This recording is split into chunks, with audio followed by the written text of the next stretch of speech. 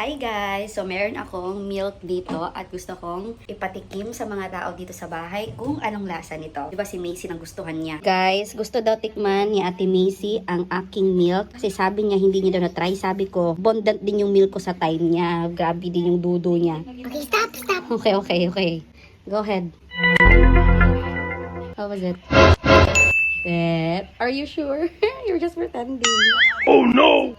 Give me more. You want more? Are you sure? You like it? Matamis or not? Tamis kamay. Okay, go. Tamis gamay. You really like it? Huh? Okay. Ipapatry natin ulit sa kanya kung legit ba yung sabi niyang masarap.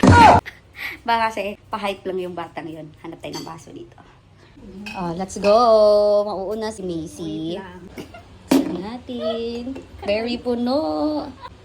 Oops, taloy. Kay Macy. Sige. So, you go first lang ga. Napaka-solid ng gatas natin, oh. May nagsabi parang formula daw. Oh, Macy. Kadawal ko te. Oh, shush. Oh. Mm. Legit talaga. Masarap. Ah. Oh, shot muna, pre. Dali. Try mo lang.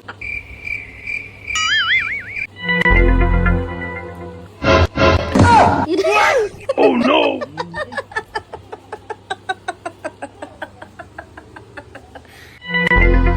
Legit yun, di ha?